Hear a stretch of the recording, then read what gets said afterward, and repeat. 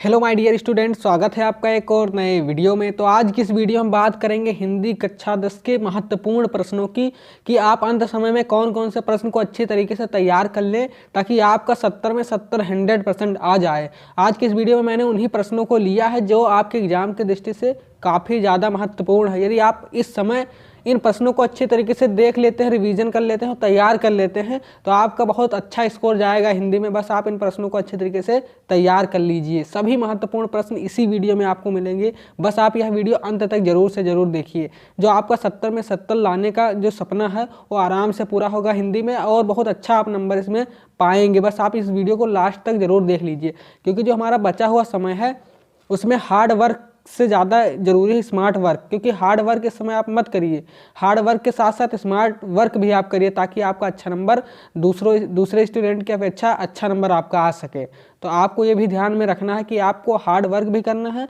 और उसके साथ साथ स्मार्ट वर्क भी करना है, क्योंकि जो प्रश्न बहुत महत्वपूर्ण है आप उनको अच्छे तरीके से तैयार कर लेंगे और अच्छे तरीके से लिख देंगे तो तभी आपको अच्छा नंबर मिलेगा। सभी प्रश्न को मतलब तैयारी में ज़्यादा वक्त ना लगाइए कि हाँ ज़्यादा सभी प्रश्न आप लगा रहे हैं और कुछ समझ में नहीं आ रहा। तो आप महत्वपूर्ण प्रश्नों को अच्छे तरीके से देख लीजिए। आपका 16 तारीख का जो हिंदी का एग्जाम है बहुत अच्छा से जाएगा। बस आप यह वीडियो लास्ट तक जरूर से जरूर देख लीजिए। तो बिना समय गंवाए मैं आगे बढ़ता हूँ, आपको एक एक प्रश्न दिखाता हूँ, अच्छे तरीके से आपको बताता हूँ। आप इन प्रश्नों को अच्छे तरीके से अगर तैयार कर लेंगे कोई भी दिक्कत नहीं होगी, मेरा 100% वादा है। बस आप इन प्रश्नों को अच्छे तरीके से तैयार कर लीजिए। तो चलिए देखते हैं एक प्रश्न को। तो सबसे पहले बात करते हैं ऑब्जेक्टिव प्रश्नों की, जो कि आपके एग्जाम में इस बार 20 नंबर का पूछा जाएगा और उससे आपको OMR में आपको भरना रहेगा। OMR में आपको भरना रहेगा और 20 नंबर का ये पूछा जाएगा और 20 प्रश्न ही आएंगे। इस बार 20 प्रश्न आएंगे आपको 20 नंबर के। तो मैंने उस पर एक वीडियो बना दी है, लिंक डिस्क्रिप्शन में। अगर आप उन प्रश्नों को देख लेते हैं तो आपको ये 20 नंबर ही आराम से कवर हो जाएंगे। इससे बाहर कोई भी क्वेश्चन वहाँ पर नहीं आएगा।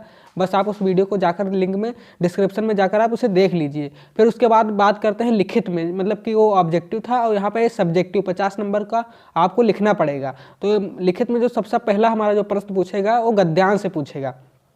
2 गद्यांश आपको दे देगा और उसमें से आपको एक करना रहेगा। गद्यांश को आपको अच्छे तरीके से हल करना रहेगा। तो मैं महत्वपूर्ण ये 4 गद्यांश है जो आपके एग्जाम की दृष्टि से बहुत ज़्यादा महत्वपूर्ण है और इन्हीं में से एक आपके पेपर में आएगा, 100% मेरा वादा है। तो जो मतलब पहला हमारा गद्यांश है, विश्वास पात्र मित्र से ... करना चाहिए, यानी विश्वास पात्र मित्र से बड़ी रक्षा रहती है। ये वाला मतलब ममता चैप्टर जो हमारा है उसी मित्रता जो चैप्टर हमारा है उसी में ये है। आपको इसे अच्छे तरीके से देख लेना, क्योंकि मैं पूरा नहीं लिखा हूँ। अगर मैं पूरा लिखूंगा तो टाइम ज़्यादा जाएगा, तो आपको टाइम ज़्यादा नहीं गंवाना है। तो ये मित्रता चैप्टर में ये वाला गद्यांश आपके है, आप उसे जाकर देख लीजिए अच्छी तरीके से और अच्छी तरीके से तैयार कर लीजिए। मतलब कि शुरुआती विश्वास मित्र से लेकर आपको अंत में जो हमारा है कि प्रयत्न प्रत्येक पुरुष को करना चाहिए, अंत तक आपको इसका अच्छे तरीके से तैयार कर लेना है। गद्यांश संदर्भ सहित व्याख्या इसके अच्छे तरीके से आपको तैयार कर लेनी है। फिर मित्रता चैप्टर का दूसरा ये भी है, सावधान रहो ... बुरी संगत की छूत से बचो। ये भी उसी का है, ये भी काफ़ी ज़्यादा महत्वपूर्ण है। आपको ये भी अच्छे तरीके से तैयार कर लेनी है। ये भी मित्रता चैप्टर से ही है। और हमारा जो तीसरा यहाँ पर है, यह कोई बात नहीं, फिर ... की ओर देखता है।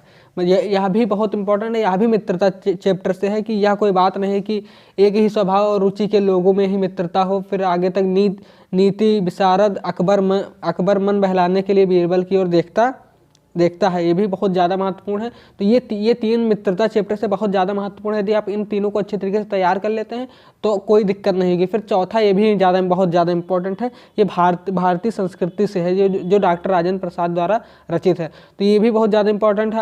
आज विज्ञान ... उसके उपयोग को नियंत्रित थी। तो आपको ये भी अच्छे तरीके से तैयार कर लेना है। अगर आप अच्छा से अच्छा नंबर पाना चाहते हैं तो आप इन प्रश्नों को बहुत अच्छे तरीके से आप तैयार कर लीजिए, तभी आप एग्जाम में जाइएगा। अगर आपने इन प्रश्नों को अभी तक नहीं अच्छे तरीके से तैयार किया है तो आप लिख कर अच्छे तरीके से प्रैक्टिस कर लीजिए और अच्छी तरीके से कर लीजिए। तो ये बहुत ज़्यादा इंपॉर्टेंट है, ये भी आप तैयार कर लीजिए। तो गद्यांश का जो हमारा है ये यहाँ पर 4 अगर आप अच्छे तरीके से तैयार कर लेते हैं, चारों गद्यांश को अच्छे तरीके से तैयार कर लेते हैं तो आपका जो एक गद्यांश पूछा जाएगा वो आपका आराम से हो जाएगा, कोई इसमें दिक्कत नहीं होगी। तो ये गद्यांश जो हमारा 6 नंबर का पूछा जाएगा, आपके 6 नंबर आराम से यहाँ से पक्के हो जाएंगे। तो आप इसे अच्छे तरीके से तैयार कर लीजिए, मैं बार बार कह रहा हूँ, अच्छे तरीके से लिख कर देख लीजिए, तभी आप एग्जाम में जाइएगा। और इससे ज़्यादा आप मत तैयार करिए, इससे एक भी क्वेश्चन बाहर नहीं आएगा जो मैंने बता रहा हूँ। बस आप इसी को अच्छे तरीके से तैयार कर लीजिए, क्योंकि यहाँ पर आपको अब स्मार्ट वर्क करना है। टाइम बहुत कम है, आपका 16 तारीख को ही एग्जाम है, 4-5 दिन जो बचे हुए उससे आप अच्छी तरीके से यूटिलाइज कर लीजिए, अच्छे तरीके से यूज कर लिए उस टाइम को, तभी आपके बहुत अच्छे नंबर आएंगे। फिर बात करते हैं पद्यांश की। तो एक पद्यांश भी आपके एग्जाम में आएगा जो कि 6 नंबर के, ये भी पूछा जाएगा।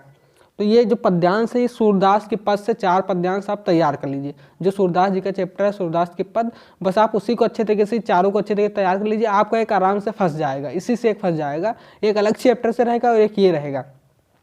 तो निर्गुण कौन देश को वासी डॉट डॉट डॉट सबे मतिनासी, ये भी काफ़ी ज़्यादा इंपॉर्टेंट है। फिर दूसरा हमारा है ऊधो मन्ना भय 10-20 नहीं जगदीश अंत में है, तो ये भी अच्छे तरीके से आपको तैयार कर लेना है। फिर ऊधो मोहि ब्रज बिसरत नाही, फिर अंत में डॉट डॉट डॉट जदुतात, आपको ये भी अच्छे तरीके से तैयार कर लेना है। फिर अंत वाला चौथा जो हमारा है चरण कमल बंदो हरिराई वाला है, और डॉट डॉट डॉट तिहि पाई, आपको इसे अच्छे तरीके से तैयार कर लेनी है और अच्छे तरीके से इसकी व्याख्या को देख लेना है कि इसकी व्याख्या किस प्रकार से आपको करनी है। तो और जो उसमें मतलब पेपर में जो रहेगा अंडरलाइन वर्ड रहेंगे, मान लीजिए कि जो अंडरलाइन है आपको उसी को करना है, पूरी की व्याख्या नहीं करनी। मान लीजिए जो अंडरलाइन है आपको देख लेना है कौन से लाइन अंडरलाइन है, उसी की आपको व्याख्या करनी, ज़्यादा समय को गंवाना नहीं है। तो ये थे हमारे पद्यांश के 4 और ये थे हमारे गद्यांश के 4। तो आप इन 4 इसका और 4 इसका, आप ज़्यादा समय मत गवाइए, आप इन्हीं को अच्छे तरीके से तैयार कर लीजिए, आपका बहुत अच्छा नंबर आएगा, ये मेरा वादा है आपसे। बस आप अच्छे तरीके से एग्जाम में इन्हें लिख दीजिए बस।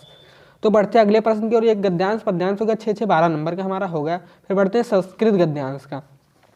तो संस्कृत गद्यांश का भी एक आएगा और एक संस्कृत पद्यांश से भी एक आएगा इस बार। अगले चक्कर जो मतलब पहले एग्जाम होता था उसमें गद्यांश पद्यांश 2 दिए रहते थे, एक ही करना रहता, लेकिन इस बार अलग अलग आएंगे दोनों 5-5 नंबर में। तो आपको इसमें जो हमारा पहला है, ऐसा नगरी भारतीय संस्कृति डॉट डॉट डॉट भाषाया कारिता, ये हमारे जो वाराणसी चैप्टर है उसी का ये है। आपको ये भी उसी चैप्टर से और ये भी उसी चैप्टर से, इन दोनों को आपको वाराणसी चैप्टर से अच्छे तरीके से तैयार कर लेने। यम नगरी विविध धर्मणा डॉट डॉट सर्वत स्पृहन्ते, तो ये भी आपको अच्छे तरीके से तैयार कर लेने। दोनों वाराणसी चैप्टर से हैं, संस्कृत के वाराणसी चैप्टर से हैं, आपको इसे तैयार कर लेना है अच्छी तरीके से अगर आप अच्छा नंबर पाना चाहते हैं। इन्हीं दोनों में से आपका एक एग्जाम में फंस जाएगा, तो आप इन्हीं दोनों को तैयार कर लीजिए, ज़्यादा समय मत गवाइए दूसरे और चैप्टर को पढ़ने में। फिर बढ़ते हैं अपने अगले प्रश्न की ओर, संस्कृत पद्यांश। तो संस्कृत पद्यांश भी इस बार आएगा हमारा, या भी अलग से आएगा, ये भी 5 नंबर का रहेगा।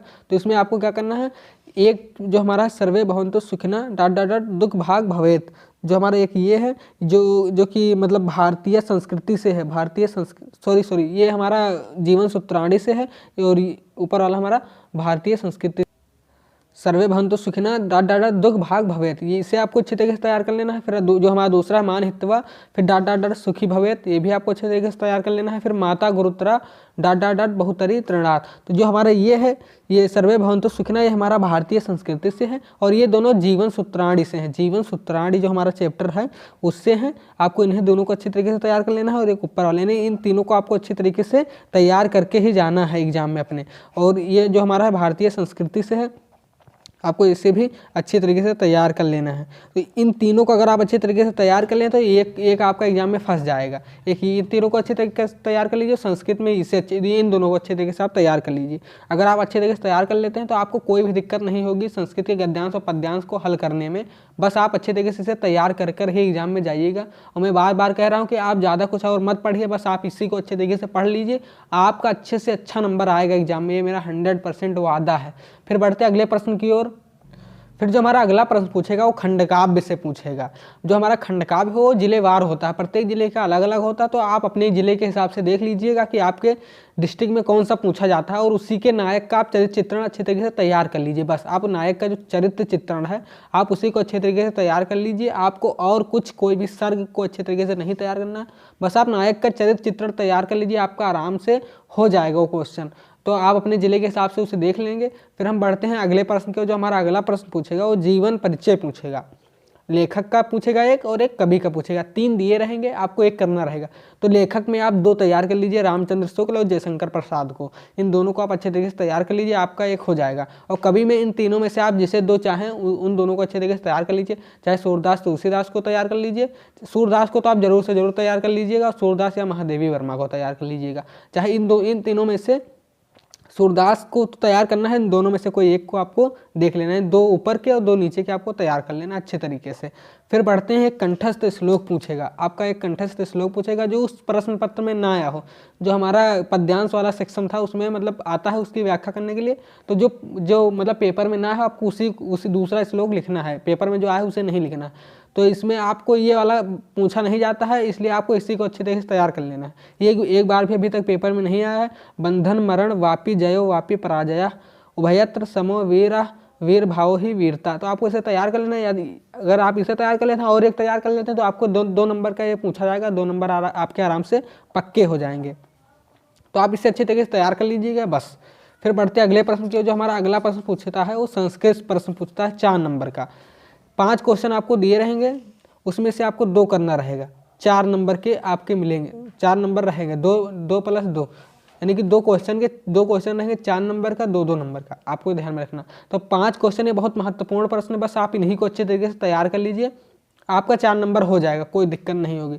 वाराणसी कस्या नदा कूले स्थिता, तो आपको इसमें बताना है वाराणसी गंगाया कूले स्थिता। फिर इसमें दूसरा प्रश्न है वीर केन पूज्यते वीर वीरेण पूज्यते, आपको ऐसे कर देना है। चंद्रशेखरा कासित चंद्रशेखरा एका प्रसिद्धा देशभक्ता असीत वाराणसी केसा संगम स्थले अस्ति, तो वाराणसी विविध धर्मणा संगम स्थली असित। फिर इसमें बताना है ज्ञान कुत्र संभवति, तो ज्ञान सर्वत्र संभवति, यानी ज्ञान से सब कुछ संभव है। तो ये प्रश्न संस्कृत के 5 बहुत ही महत्वपूर्ण है। यदि आप इन 5 को तैयार कर लेते हैं तो आपका 4 नंबर देखिए कितनी आसानी से यहाँ पर पक्का हो जाएगा।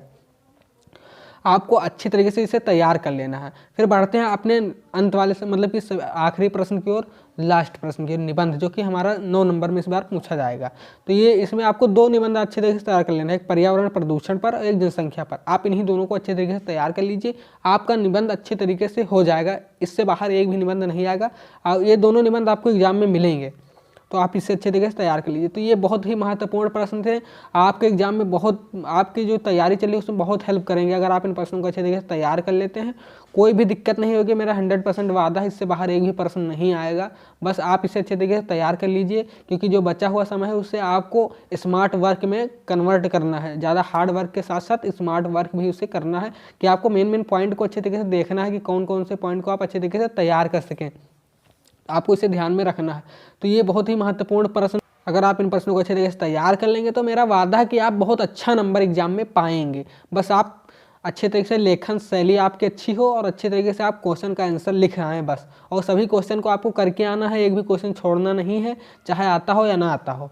तो आशा करता हूँ कि आपको ये वीडियो बहुत ही पसंद आई होगी, क्योंकि मैंने बहुत मेहनत से इस वीडियो को बनाया है। अगर वीडियो पसंद आती है तो वीडियो को लाइक कर दीजिए और चैनल को सब्सक्राइब कर लीजिए, और अपने मित्र को भी इसे शेयर कर दीजिए कि आप इन्हीं प्रश्नों को अच्छे तरीके से तैयार कर लीजिए। तो मिलते हैं अगली वीडियो में, तब तक के लिए जय हिंद।